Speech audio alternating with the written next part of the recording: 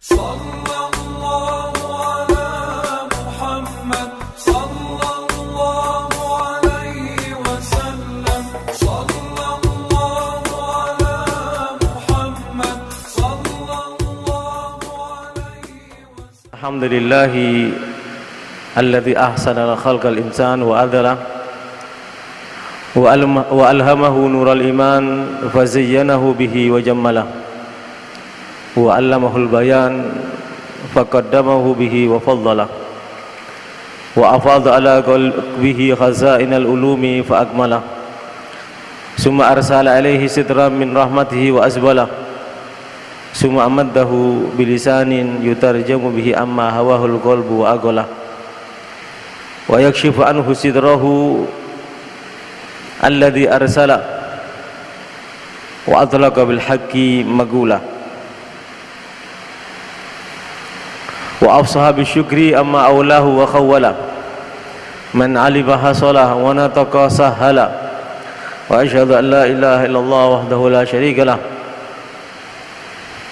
wa anna Muhammadan abduhu wa rasuluh alladhi akramahu wa bajjalah wa nabiyahu alladhi arsalah bi kitabin anzalah wa asma fadlahu wa bayyana subulah. Allahumma salli wa sallim wa sarrif wa majjid wa azim ala nabiyyina wa habibina wa syafi'ina wa maulana Muhammad wa ala alihi wa ashabihi wa man qablahu ma kabbarallaha abdun wa halalah. Ma ba'du, lil hadirun al muhtaramun yang dimuliakan oleh Allah Subhanahu wa taala, dalam surat Al-Kautsar terutama ayat 2 Allah Subhanahu wa taala menyampaikan fasalli li rabbika wanhar, dan salatlah untuk Tuhanmu, wanhar, dan berkorbanlah. Ayat ini sebagai penegasan dari Allah Subhanahu wa taala, kata para ulama bahwasanya salat Idul Adha itu adalah lebih utama daripada salat Idul Fitri. Karena perintah salat Idul Adha itu ada dalam Al-Qur'an. Walaupun salat Idul Fitri juga diajarkan oleh baginda Nabi Muhammad sallallahu alaihi wasallam, namun salat Idul Adha perintahnya ada dalam Al-Qur'an. Dengan demikian maka salat Idul Adha lebih utama daripada salat Idul Fitri. Itu yang perlu kita pahami bersama pertama kali. Namun baginda Nabi Muhammad sallallahu alaihi wasallam menyampaikan, man lahu sa'a wa lam yudhi fala yakrubanna musallana. Barang siapa yang mempunyai kelebihan rezeki namun tidak berkenan untuk berkorban, maka sungguh-sungguh hendaknya dia tidak mendekati musalla kami. Atau dalam bahasa bebasnya, hadis ini menjelaskan bahwasanya baginda Nabi Muhammad sallallahu alaihi wasallam menyatakan dengan tegas, walaupun sholat Idul Adha lebih penting daripada sholat Idul Fitri, namun bagi mereka yang mempunyai rezeki, bagi mereka yang mempunyai uang, tidak mau berkorban, maka Rasulullah melarangnya untuk melakukan sholat Idul Adha. Fala yakrubanna. Di situ baginda Nabi Muhammad sallallahu alaihi wasallam menggunakan dengan lafaz taukid, pengokohan, penegasan yang cukup tegas. Sungguh, kata sungguh itu berarti penekanan dari Rasulullah. Dengan tegas Rasulullah SAW melarang siapapun yang mempunyai uang namun enggan untuk berkorban. Rasulullah melarang dengan tegas, tidak perlu dia datang ke masjid untuk melakukan sholat Idul Adha. Ini poin kedua yang perlu kita fahami bersama. Adapun poin yang ketiga yang perlu juga kita fahami, dengan Allah Subhanahu wa taala menegaskan fasholli lirabbika wanhar, yang ayat ini tadi sudah dijelaskan, memberi pemahaman bahwasanya perintah untuk sholat Idul Adha itu adalah manfaatnya untuk dirinya sendiri. Adapun berkorban itu manfaatnya untuk umat, yang berarti pula apapun yang mendatangkan manfaat lebih banyak bukan untuk diri tapi bermanfaat untuk umat, apapun ibadah dan yang lainnya, apabila manfaatnya lebih banyak, maka pahalanya lebih besar. Jadi ibadah yang manfaatnya hanya untuk diri sendiri dibanding dengan ibadah yang manfaat juga bermanfaat untuk umat, maka ibadah yang bermanfaat untuk dirinya dan bermanfaat untuk umat, itu ibadah yang bermanfaat untuk dirinya dan untuk umat, pahalanya adalah lebih besar. Ini yang perlu kita pahami bersama. Oleh sebab itu, dalam banyak hadis baginda Nabi Muhammad SAW menjelaskan tentang keutamaan ilmu dan ibadah. Ilmu jauh lebih besar daripada ibadah.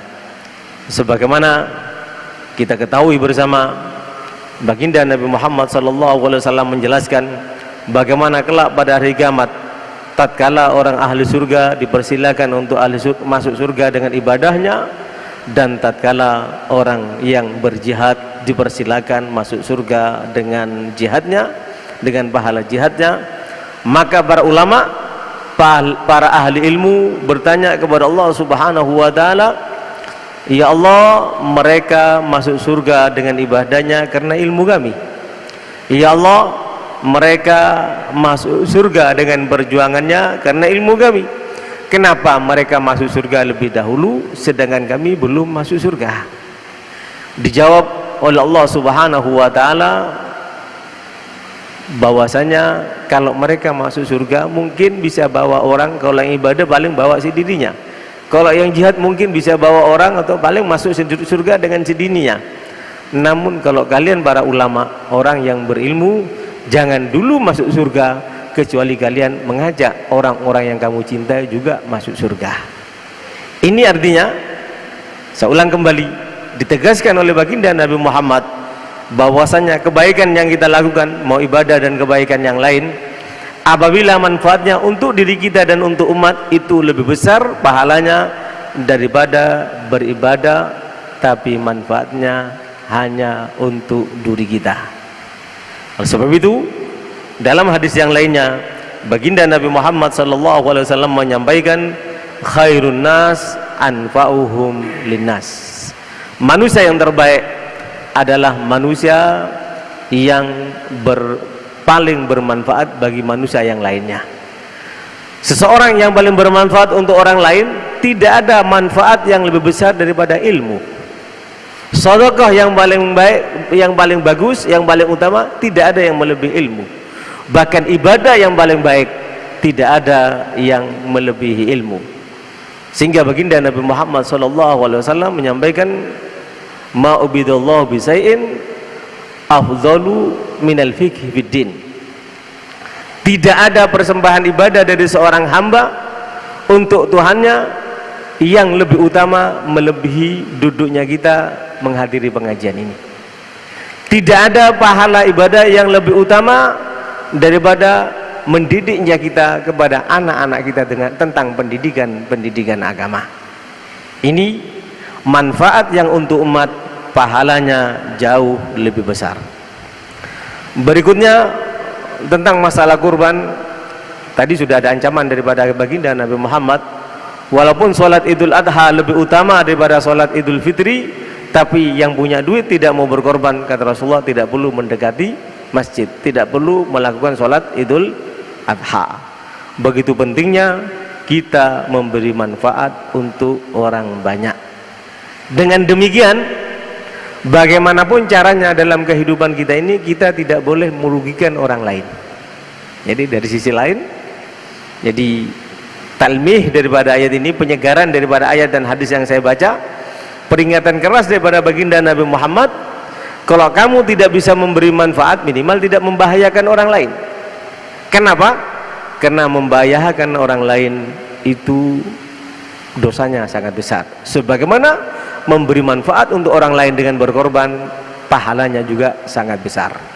Sehingga baginda Nabi Muhammad SAW menyampaikan, al-mu'min al-muslimu man salimal muslimuna bawaikahu.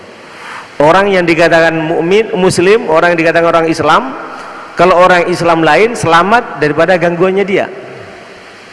Demikian juga Rasulullah mengatakan, tidak beriman, demi Allah tidak beriman, demi Allah tidak beriman. Siapakah yang tidak dikatakan tidak beriman oleh Rasulullah, dan Rasulullah bersumpah, orang yang dikatakan tidak beriman ialah orang yang saudaranya tidak menjadi aman dengan keberadaannya. Ayolah hadirun al-muhtaramun, masih bertalian dengan masalah korban. Ada sebuah hadis yang cukup menakjubkan daripada baginda Nabi Muhammad SAW. Sesuai dengan apa yang dikatakan tadi, berkorban di Idul Adha jauh lebih besar pahalanya daripada sholat Idul Adha itu sendiri. Walaupun sholat Idul Adha pahalanya lebih besar daripada Idul Fitri. Dalil lainnya, baginda Nabi Muhammad SAW menyampaikan, ma'amila ibnu adama yawman nahri min amalin ahabba ilallahi ta'ala min iraqatid dam. Tidak ada amalan yang Allah cintai pada waktu hari Idul Adha, termasuk ayam tasyrik tentunya. Tidak ada amalan yang Allah cintai yang dilakukan oleh ibnu Adam melebihi meneteskan darah atau berkorban. Jadi amalan yang paling baik pada saat Idul Adha adalah berkorban, bukan sholat Idul Adha, walaupun sholat Idul Adha lebih utama daripada sholat Idul Fitri itu sendiri. Ini yang perlu difahami. Baginda Nabi Muhammad SAW lebih lanjut menyampaikan, innaha la ta'ti yaumal qiyamah bi quruniha wa tlafiha. Kelak pada hari kiamat, binatang korban yang kita korbankan akan datang kepada kita dengan tanduknya, dengan kukunya. Wa innad dama, dan sesungguhnya darah, minallahi ta'ala bimaganin. Tetesan darah yang kita korbankan dari binatang kita itu, tetesan darahnya itu ditempatkan dalam tempat tersendiri oleh Allah Subhanahu wa taala. Qabla ayyaqa minal ard, sebelum jatuh ke bumi. Fatayyibu biha nafsan, ay faltatib biha nufusakum, ay fa'aluha anti binafsin. Maka karena tatkala kita berkorban, darah binatang korban menetes, itu sudah diterima oleh Allah sebelum netes ke tanah. Oleh sebab itu hendaknya kamu berkorban itu dengan jiwa yang baik. Faltatib biha nafsan, yang dikatakan jiwa yang baik itu ada dua penafsiran diantaranya. Yang pertama tentu adalah dengan ikhlas, ya. Yang pertama tentu dengan ikhlas, karena Allah Subhanahu wa taala telah menyampaikan, la yanalallaha luhumuha wala dima'uha walakin yanaluhut taqwa minkum. Allah Subhanahu wa taala menyampaikan, daging korban yang kamu korbankan dan darahnya sekali-kali tidak akan sampai kepada Allah Subhanahu wa taala. Jadi korban, binatang korban yang kita korbankan, darah, daging dan semua utuh dari binatang korban itu yang kita korbankan tidak akan sampai kepada Allah Subhanahu wa taala. Tidak akan diterima oleh Allah Subhanahu wa taala. Walakin yanaluhut taqwa minkum, yang diterima oleh Allah Subhanahu wa taala, yang sampai kepada Allah Subhanahu wa taala adalah ketakwaan dari kalian. Tatkala kita berkorban mengikuti baginda Nabi Muhammad, itulah yang diterima oleh Allah Subhanahu wa taala. Oleh sebab itu Rasulullah SAW menyampaikan, fatayyibu biha nafsan, maka tatkala berkorban harus seikhlas mungkin. Kita berkorban bukan karena tetangga kita berkorban, boleh. Oh, tetangga saya berkorban, masa saya kalah dengan tetangga saya untuk berkorban kepada Allah? Tidak apa-apa. Artinya fastabiqul khairat, bersaing dalam kebaikan, tidak apa-apa. Sebagaimana sudah dicontohkan oleh Nabi Ibrahim alaihissalam. Tatkala Nabi Ibrahim menjamu tamu dengan begitu banyaknya, hampir tiap hari, bahkan sering menyembelih binatang korban, termasuk kambing ataupun binatang korban yang lainnya. Sayyidina Nabi Ibrahim alaihissalam tatkala tamunya banyak, beliau menyembelih binatang lalu dipuji oleh para tetangganya. Hebat Ibrahim itu, betul-betul dermawan. Dia berkorban menyembelih binatangnya untuk menjamu tamunya. Tatkala kata-kata itu didengar oleh Nabi Ibrahim, lalu Nabi Ibrahim berkata, kalau untuk Allah, walaupun saya sudah tua ini dan tidak punya anak, lalu Allah izinkan aku punya anak, tatkala aku punya anak, Allah memerintahkan untuk aku korbankan anakku, untuk Allah akan saya korbankan, akan saya sembelih, bukan hanya binatang korban. Itu kata Nabi Ibrahim alaihissalam, untuk menunjukkan kecintaannya kepada Allah melebihi kecintaannya kepada apapun. Bahkan beliau tidak punya anak, Allah memberikan anak, Allah memerintahkan untuk berkorban, untuk disembelih anaknya, akan ditunjukkan oleh Nabi Ibrahim kalau Nabi Ibrahim lebih cinta kepada Allah daripada anaknya. Akhirnya Allah subhanahu wa ta'ala betul-betul menguji Nabi Ibrahim. Falamma bala'a wa ma'ahu sa'ya, tatkala Nabi Ismail sudah mencapai masa usia lucu-lucunya, dan Nabi Ismail adalah menjadi anak yang tumbuh begitu menakjubkan, akhlak dan adabnya selalu membantu Nabi Ibrahim, menyenangkan hati Nabi Ibrahim. Pada saat itu Allah melihat, makanya dikatakan Khalil ya. Khalil itu adalah man yatakhallal ala nafsihi al-mahabba wal mawaddah. Ini dikatakan Khalil itu orang yang kecintaannya kepada Allah sudah menjadi darah daging. Itu namanya Khalil, Khalilullah. Itu gelar Nabi Ibrahim alaihissalam. Tatkala Nabi Ibrahim ini sebelum mendapat gelar Khalil tentunya mengatakan dirinya lebih cinta kepada Allah daripada anaknya, bahkan kalau Allah memberi anak akan dikorbankan, ada disembelih untuk menunjukkan cintanya. Maka Allah melihat Nabi Ibrahim sudah mulai mencintai anaknya, begitu lucunya, begitu berbaktinya, begitu hebatnya sang anak ini, Allah memerintahkan untuk menyembelih putranya. Inni ara fil manami anni adbahuk fandur madza tara. Wahai putraku, aku mimpi sampai 2 kali.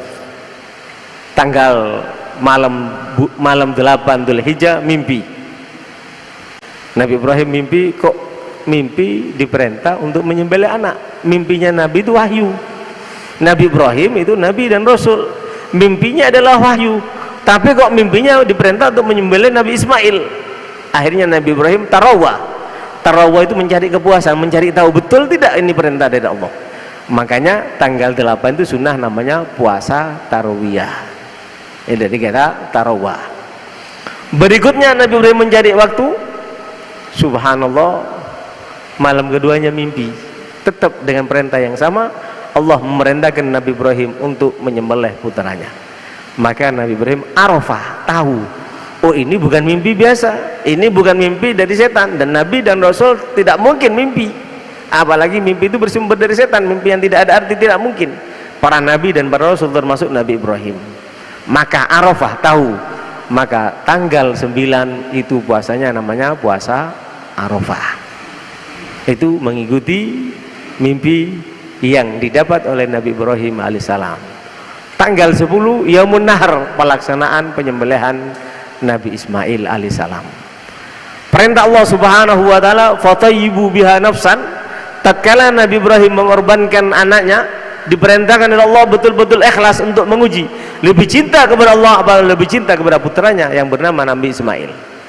Fatayyibu biha nafsan, diuji oleh Allah kebersihan jiwa Nabi Ibrahim, kecintaan Nabi Ibrahim, dan Nabi Ibrahim tidak segan-segan untuk menyembelih putranya.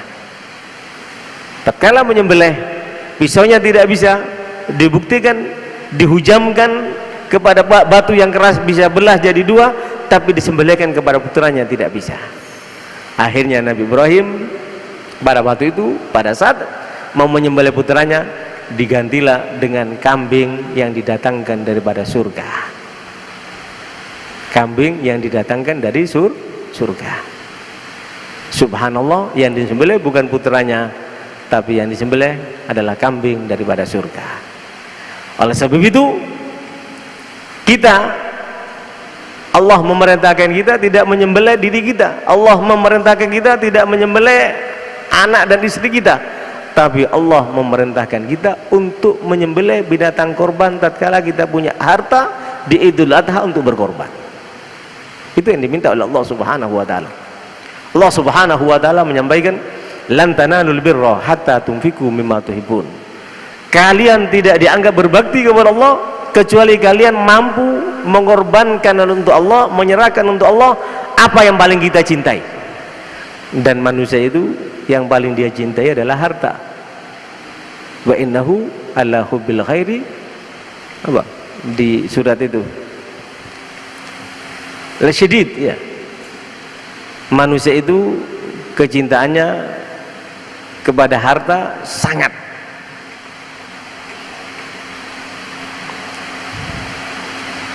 Wal adiyati hafal mul.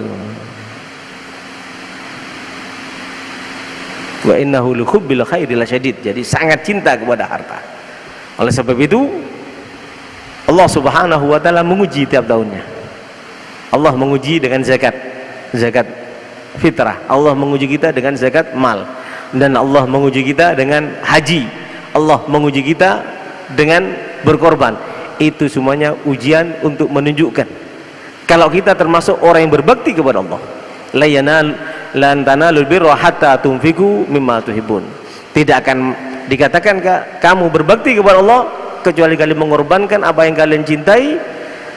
Nunjukkan kalau kalian, harta kalian yang paling kalian cintai itu tidak ada apa-apanya dibanding cinta kalian kepada Allah, makanya dikorbankan. Ini yang perlu kita fahami bersama. Itu fatayyibu biha nafsan. Jadi harus ikhlas, ya.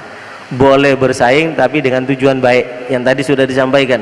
Bersaing, berkorban, oh tetangga saya berkorban, saya harus berkorban. Masa dalam kebaikan saya kalah dengan tetangga saya? Tidak apa-apa itu. Itu fastabiqul khairat. Tapi kalau oh tetangga saya berkorban, masa saya tidak mau berkorban? Nanti gengsi saya, tidak dapat pahala itu. Innamal a'malu binniyat. Amal itu tergantung niatnya. Dalam sebuah hadis, baginda Nabi Muhammad SAW menyampaikan bahwasanya kelak orang yang berbuat untuk orang lain, ya, orang yang berbuat untuk orang lain, Al-Fudail bin Iyad mengatakan,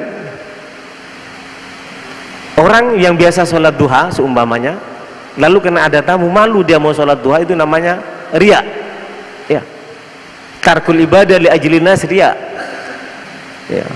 Tapi wal amal li ajlin nas, berbuat karena manusia tadi itu, masa tetangga saya berkorban, saya lebih gaya tidak berkorban, gengsi kalau saya tidak berkorban, itu namanya syirik. Dia berkorban bukan untuk Allah, tapi dia berkorban untuk manusia.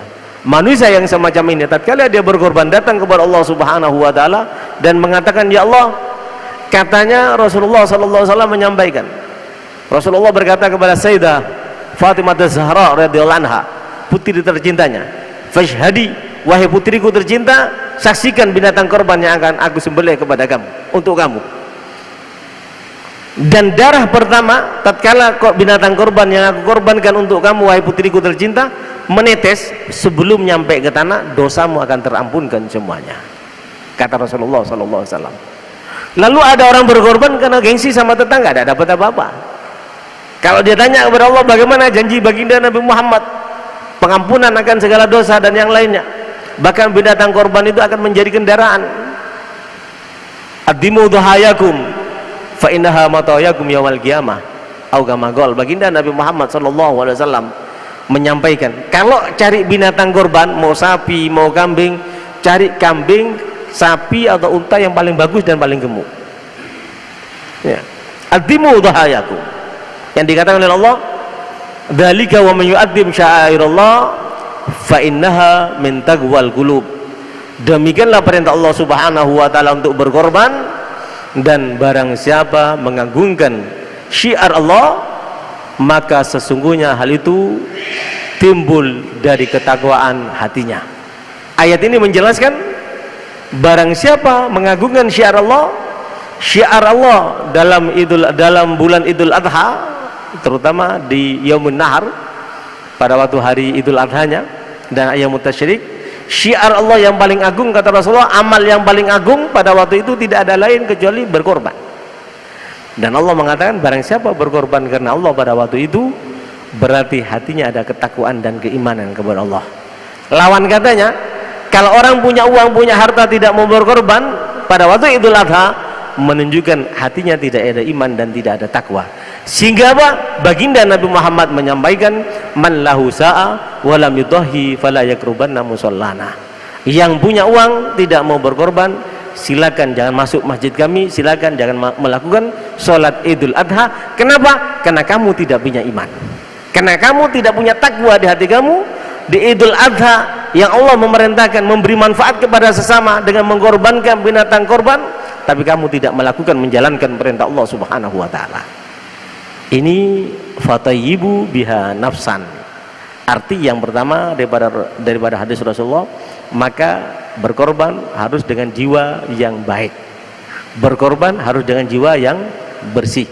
Di antaranya fatayyibu biha nafsan itu harus ikhlas, semata karena ingin menjalankan perintah Allah, fasholli lirabbika wanhar, dan menjalankan perintah Rasulullah sallallahu alaihi wasallam. Itu fatayyibu biha nafsan. Yang kedua, ya, dengan pahala tadi itu dijanjikan semua dosanya diampunkan. Dan nanti kambing yang dikorbankan itu makin besar, maka itu kambing menjadi tambahan untuk timbangan amal kita. Makin besar kambing yang kita korbankan, maka dengan tambahan kambing itu makin berat amal kebaikan kita tatkala ditimbang oleh Allah Subhanahu wa ta'ala.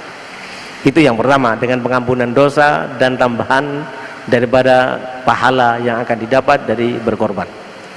Yang kedua, fatayyibu biha nafsan, berkorban itu harus dengan jiwa yang bagus, atau kalau dalam bahasa Al-Quran, wa man yu'adzim syairallah fa innaha min taqwal qulub, barang siapa yang mengagungkan syiar Allah, mengagungkan yaitu dengan cara berkorban, termasuk tanda hatinya ada iman dan takwa, maka yang dimaksud mengagungkan di sini yaitu mencari kambing atau binatang korban yang besar. Tadi hadis sudah dijelaskan, baginda Nabi Muhammad sudah menyampaikan, addimu dhahayakum fa innaha matayakum yaumal qiyamah. Kalau kamu berkorban, cari deh binatang korban yang paling besar, yang paling gede, yang paling gemuk, yang paling sehat.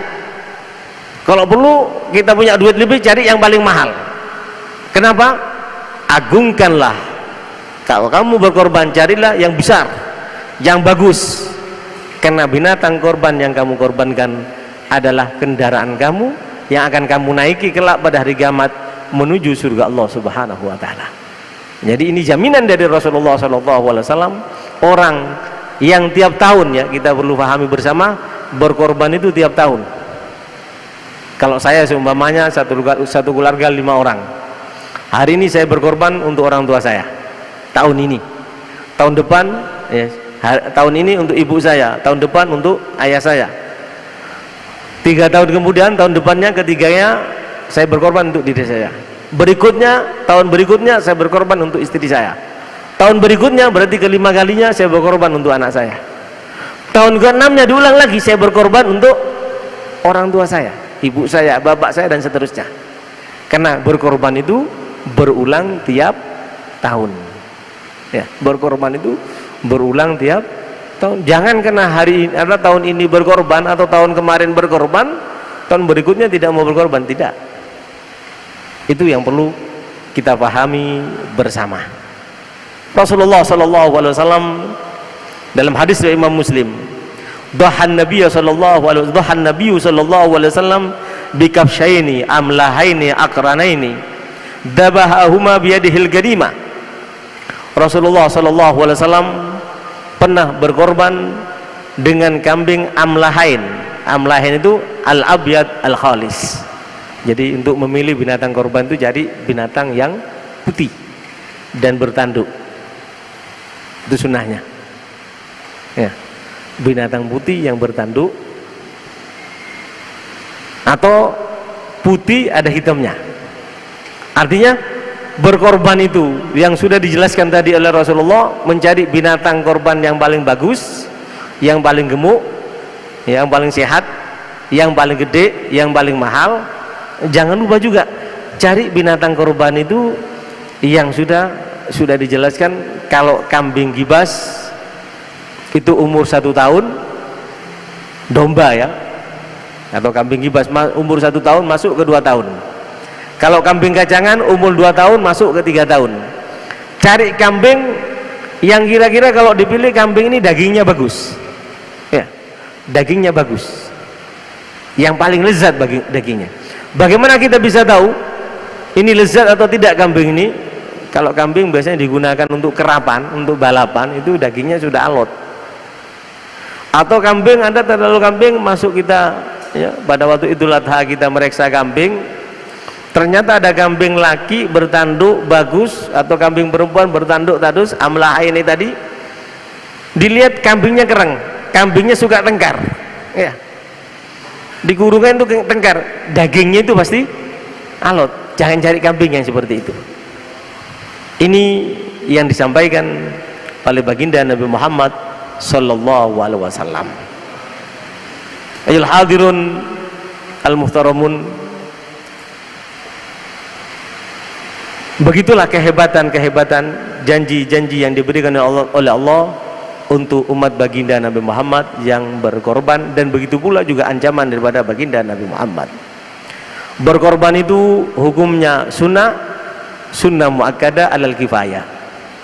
Jadi 1 orang 1 keluarga itu 1 orang tiap tahun seperti itu.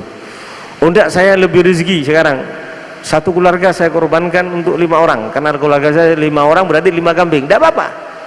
Tapi sunnah tetap tahun berikutnya berkorban. Kalau tidak bisa 5 kambing lagi, ya 1 kambing. Ini yang perlu kita pahami bersama.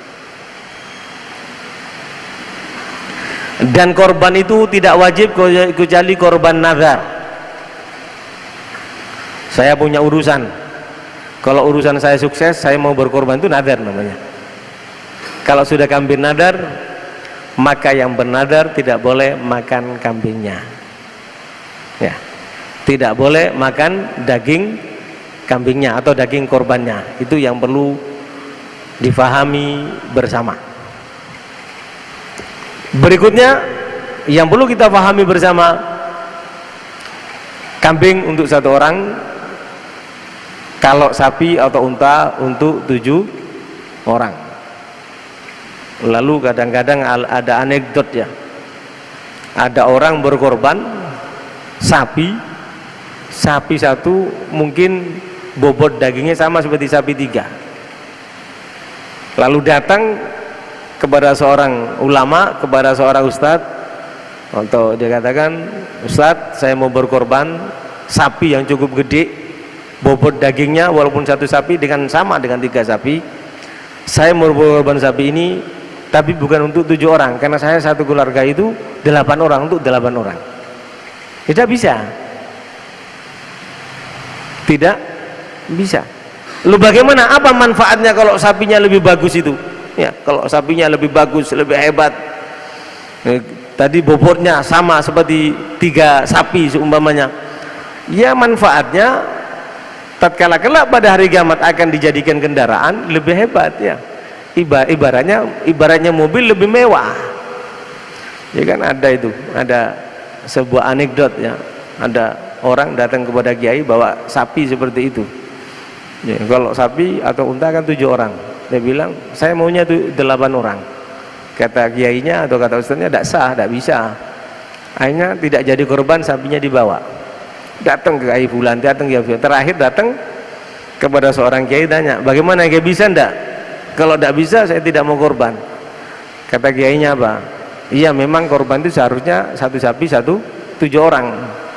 Kalau ini untuk 8 orang boleh, tapi sapimu terlalu gede.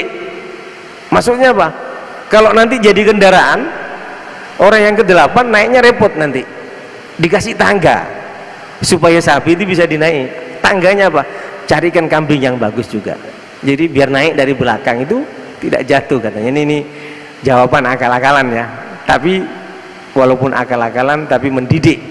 Artinya tetap sapi itu untuk 7 orang, kalau untuk 8 orang tambah 1 kambing.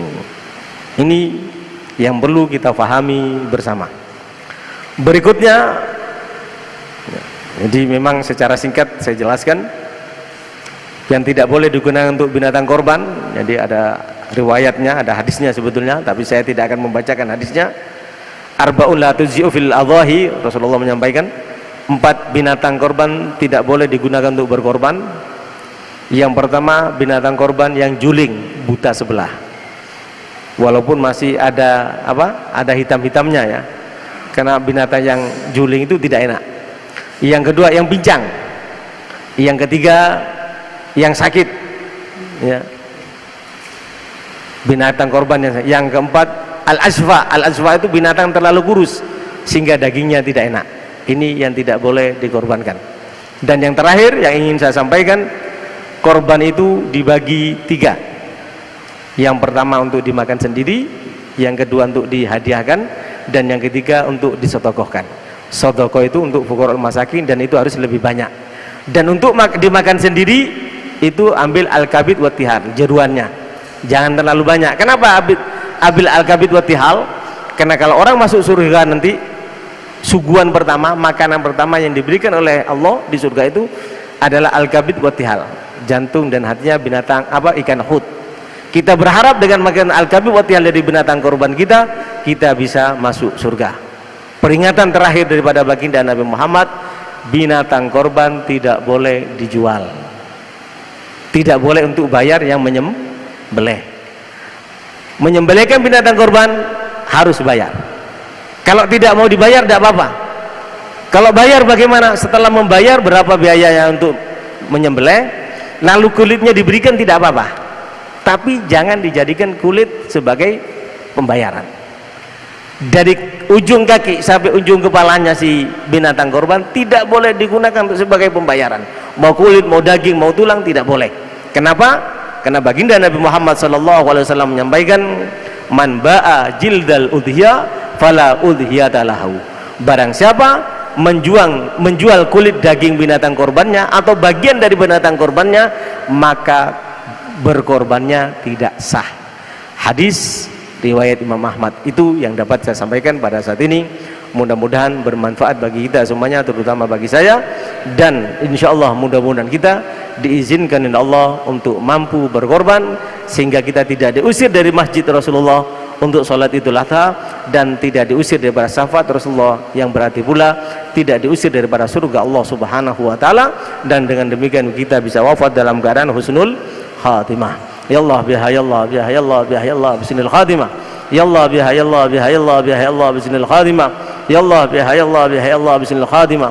Bijahi tahar rasul jud rabbana bil qabul wa hab lana kull rasul. Rabbi istajib li amin. Rabbi fanfa'na bi barakatihim. Rabbi fanfa'na bi barakatihim wahdinal husna bi hurmatihim wa amitna fi tariqatihim wa mu'afatin minal fitani wa mu'afatinil fitani wal afu minkum. Wassalamu alaikum warahmatullahi wabarakatuh.